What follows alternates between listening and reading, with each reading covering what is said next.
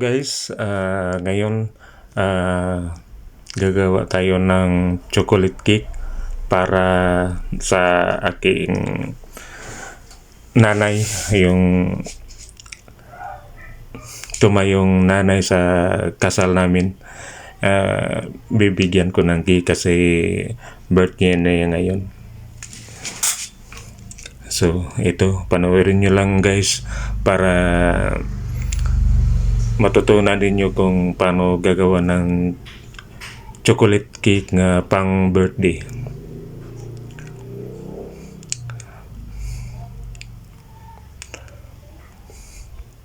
Ito, nilagay ko na yung harina.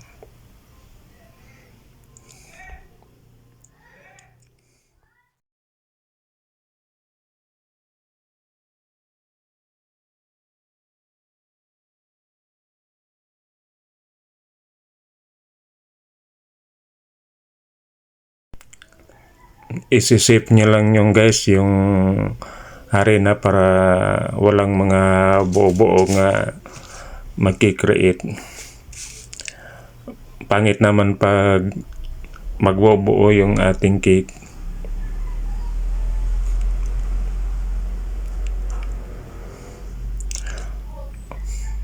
Panooran nyo lang maigi para kahit papaano makatulong ako sa inyo kung kayo ang gagawa. Yung kumpletong ingredients nito guys, ilalagay ko yan sa description pagkatapos ng video na to.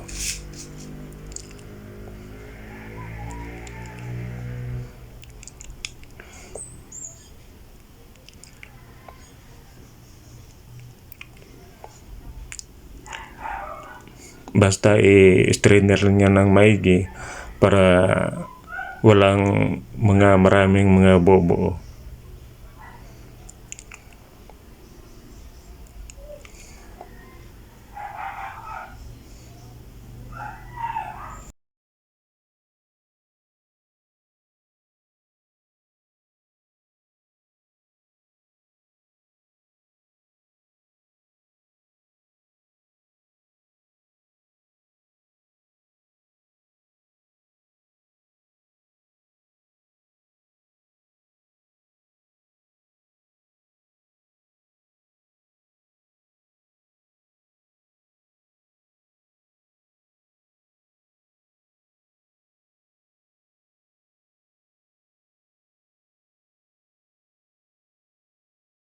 Sunod natin yung asukal.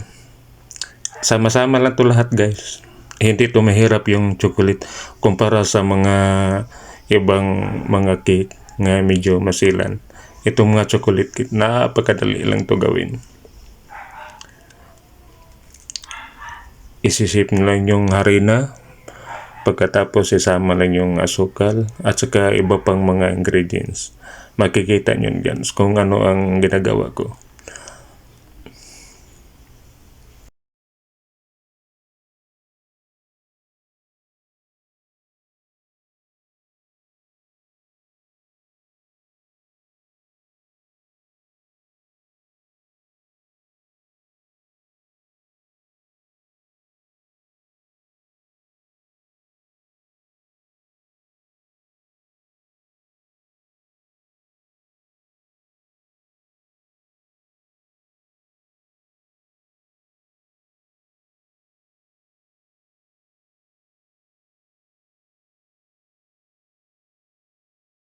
Ng asukal, sasali na rin natin yung cocoa powder para isahan na lang.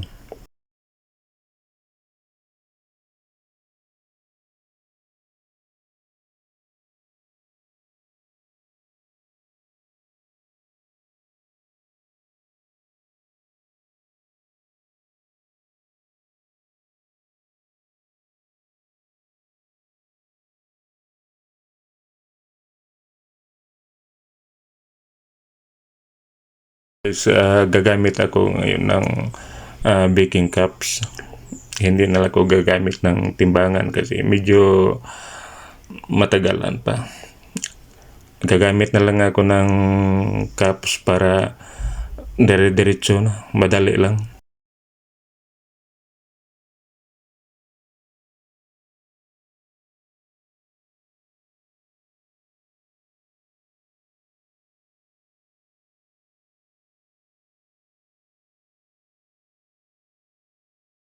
Ako ngayon sa paggawa, yung anak ko yung chef ng Bay Hotel. Bali, siya ang inaatasan kong gumagawa nito.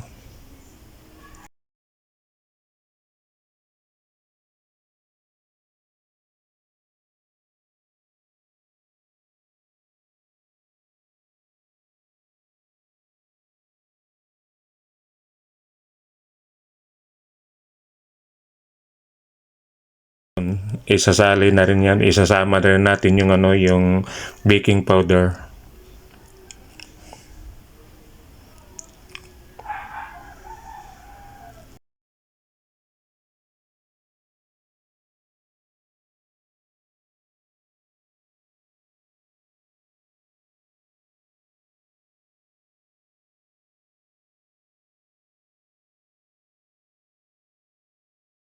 Gumamit rin kami ng ng spoon para madali lang. Dire-diretso na. Pag tinitimbang mo kasi, hindi mo masyadong chance at saka yung timbangan minsan hindi accurate, minsan lalagpas, minsan kulang. Mas maganda pa yung teaspoon kasi pag masukat mo na yung isang teaspoon, yun na yun.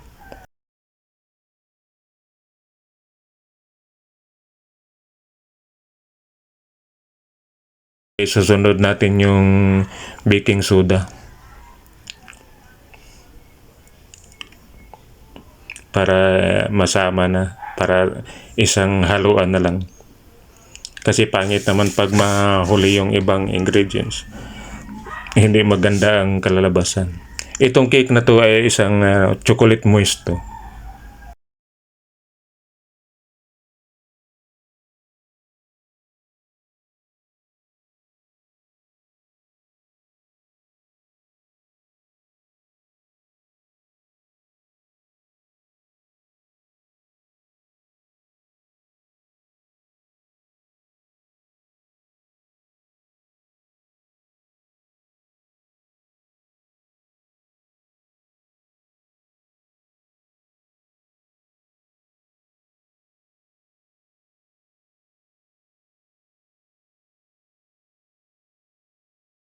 Yun, maglagay lang kami ng ng itlog at saka sunod yung yung ginagamit ko ngayon ay isang full cream milk.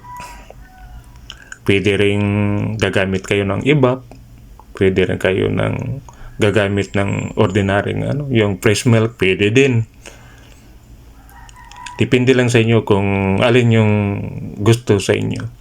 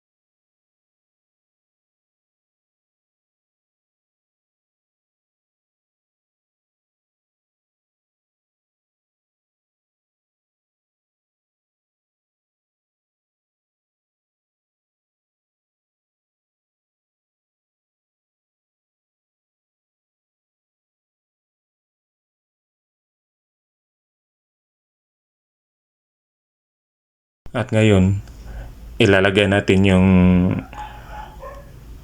full cream milk para madali lang haluin at saka hindi siya matigas haluin ng gamit yung yung wire waste or pwede rin kagamit na kayo ng scraper, depende lang sa inyo. Pwede naman kung scraper lang gagamitin.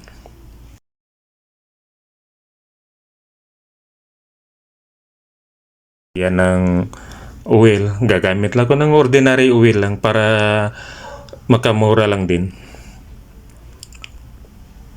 Kung gagamit kayo ng mga mamahaling oil like sesame oil, depende lang sa inyo. Kung gusto ko yung mga mamahalin, pwede din.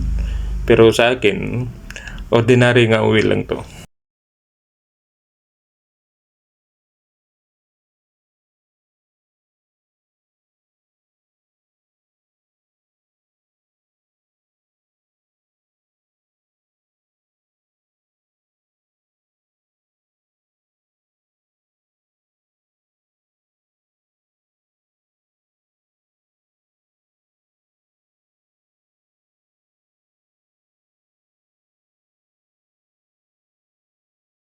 Huwag mo niyo kalimutan, maglagay tayo ng vanilla extract.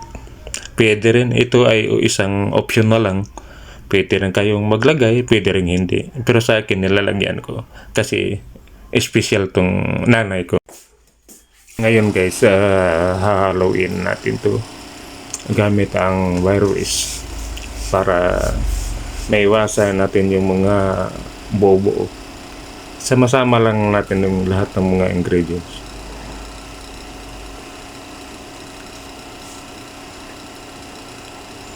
Pinakasimple sa lahat ng mga cake guys, yung chocolate cake lang ang pinakasimple, hindi na mangangailangan ng makina para makagawa ng chocolate cake katulad ng mga iba, yung mga vanilla, yung mga iba, yung mga carrot, gagamit pa tayo ng makina.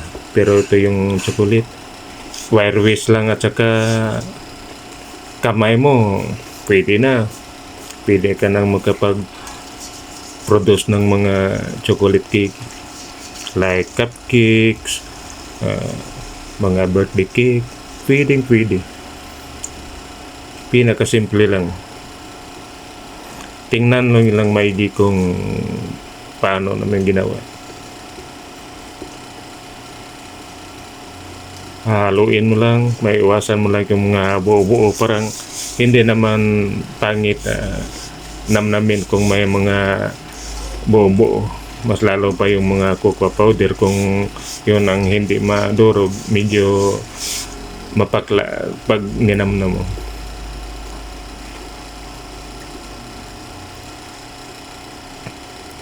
Simpleng-simple na to. Basta huwag mo lang masyadong tagalan para hindi siya mag-overbeat. Yan, nga consistency na yan. Kunting-kunti na lang.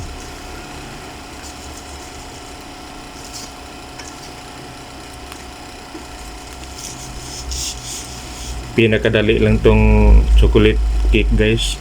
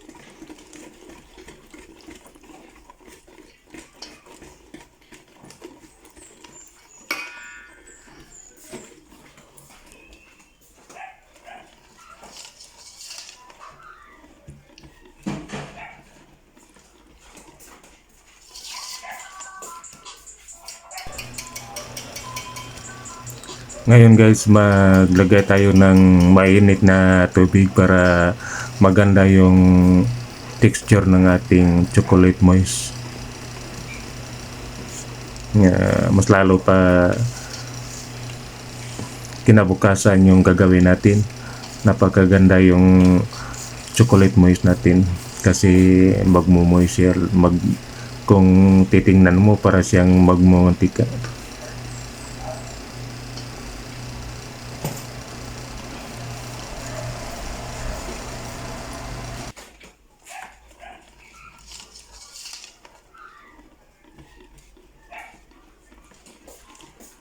Gipriyos na ta?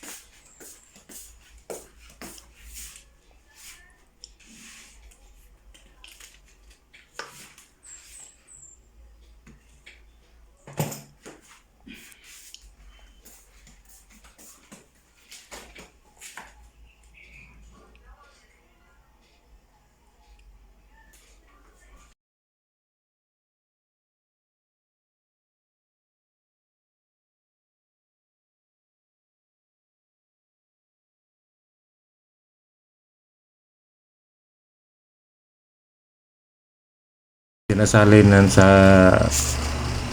molde na silicone molde para magandang tingnan.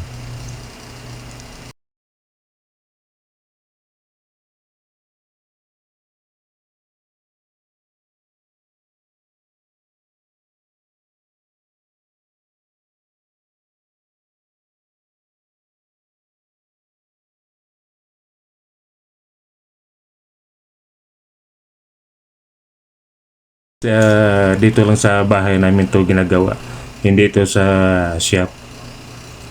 Bali katulong ko yung bunso ko kasi marunong din siyang gumagawa, isa din siyang chef sa bahay hotel, kaya nga siyang katulong ko ngayon. Isasalang na natin. Medyo matagal-tagal din to kasi mga sa tingin ko mga 45 minutes siguro to yung lulutuin, mas lalo pa maliit yung oven namin. Kung malaki-laki nga oven siguro maluluto siguro to mga 30 to 35 minutes, magdepende lang. Pero itong ginagamit namin kasi hindi total itong oven, ito ay isang lang gas range na ginagamit namin, pero pwede na rin, kaya lang medyo matagal-tagal pero mapakinabangan din. Sige guys, abangan nyo lang pag maluto na to. Pero ko rin sa inyo kung paano kinalalagyan ng garnish at saka iba pang mga borloloy sa cake, ating mga finished product. Sa ngayon ito lang muna kasi medyo mahaba-haba na rin yung natin, yung video natin. Sa susunod nating video mapakita natin ko yung finished product at saka paano pag icing, pag garnish, pag decorate, para makikita nyo rin, para makakuha ka rin makakuha rin kayo ng idea kung paano namin ginagawa yung simpleng cake.